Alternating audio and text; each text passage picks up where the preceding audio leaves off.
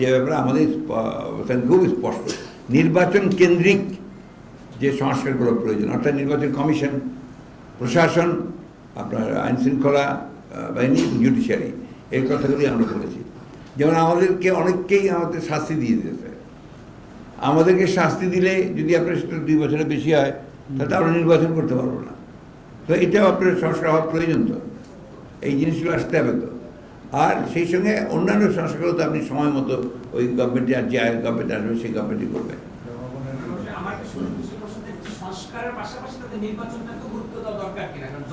সবচেয়ে বেশি গুরুত্ব দেওয়া দরকার। এবং ওই যে আপনার একটা নির্বাচন কমিশন সংক্রান্ত, নির্বাচন সংক্রান্ত একটা সংস্কার কমিটি তো করা হয়েছে, বদির আলম মজুমদার সবকে দিয়ে বলে, তাই না? আমার তো মনে হয় অতি দ্রুত, এটা 2 মাস লাগার কথা না, এবং 2 মাসের মধ্যেই উনি যদি দিয়ে দেন তাহলে একটা নির্বাচন করে করতে হবে।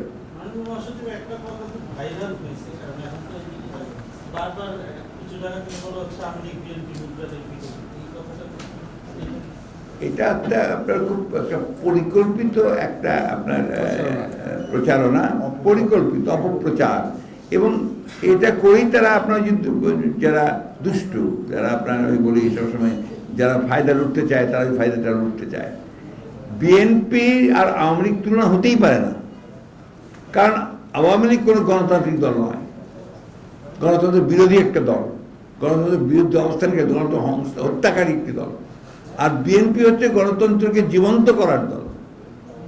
1975 সালে স্বাধীনতা ঘোষক শহীদ প্রেসিডেন্ট জিয়াউর রহমান, তিনি একদলীয় গণতন্ত্র ব্যবস্থা থেকে বহুদলীয় গণতন্ত্র নিয়ে এসছেন, মাল্টি পার্টি সিস্টেম নিয়ে এসছেন। বেগম খালেদা জিয়া পার্লামেন্টারি ফর্ম গভর্নমেন্টে নিয়ে এসছেন। আমরাই কেয়ারটেকার গভর্নমেন্ট সিস্টেম চালু করেছি। সুতরাং এই দেশে গণতন্ত্রের প্রাতিষ্ঠানিক উদ্ধার ক্ষেত্রে যে ফান্ডামেন্টাল জিনিস, প্রত্যেকটা আমাদের হাতে করা, এবং আপনার ক্ষমতা হস্তান্তর করা শান্তিপূর্ণভাবে, সেটা আমরা করেছি।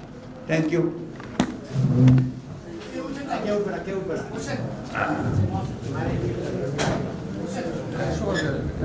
ও আরেকটা কথা বলি।